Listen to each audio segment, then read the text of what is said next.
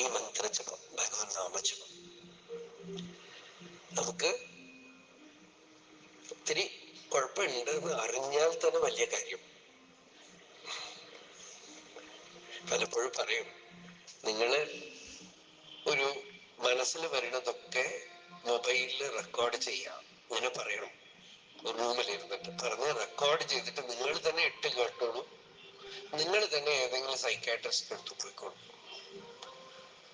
എനിക്ക് എന്തോ കുഴപ്പമുണ്ട് എന്ന് പറയും. അപ്പൊ സൈക്കാട്രിസ്റ്റ് ചോദിച്ചു, എങ്ങനെയാ മനസ്സിലായത് എന്ന് ചോദിച്ചു. ഇങ്ങനെ കേട്ടു.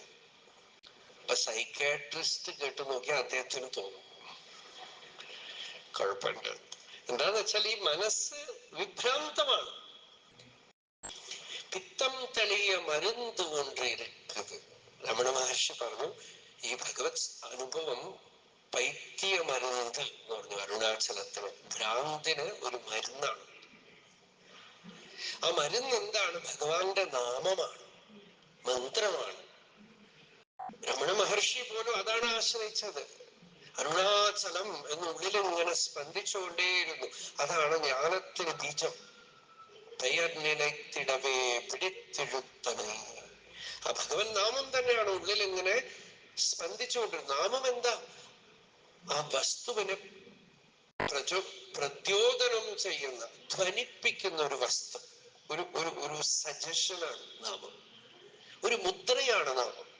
അത് ബ്രഹ്മത്തിനെ പ്രകാശിപ്പിക്കുന്ന ഒരു മുദ്ര മാത്രമാണ് നാമം. ആത്മാവിനെ പ്രകാശിപ്പിക്കുന്ന ഒരു മുദ്ര മാത്രമാണ് നാമം. അപ്പോ ആ നാമത്തിനെ അങ്ങനെ ആദ്യം എടുക്കുന്നു ഉള്ളില് ഒരു ശബ്ദം.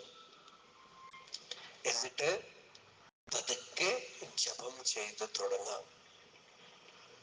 ആദ്യം മാനസികമായിട്ടൊന്നും ജപിക്കണ്ട. പലരും പറയും ജപമൊക്കെ ചെയ്യണം, മനസ്സ് നിൽക്കണില്ല. മനസ്സൊന്നും നിൽക്കില്ല. മനസ്സിന് ഒരു ഹോൾ വേൾഡ് ടൂർ ടിക്കറ്റ് വാങ്ങിച്ചു കൊടുത്തിട്ട് ജപിക്കാം. മനസ്സിനോട് പറയാ, നിങ്ങൾ എവിടെ വേണമെങ്കിൽ പോയിക്കോളൂ, എന്ത് വേണമെങ്കിൽ ചിന്തിച്ചോളൂ, ഞാന് ഒരു ദിവസം രാവിലെ മുതൽ രാത്രിക്കുള്ളിൽ ഇത്ര ജപം ചെയ്യും. എന്തേ പറ്റില്ലേ? ഇങ്ങനെ ഇരുന്നൊന്നും ജപിക്കണ്ട, നിങ്ങൾ നട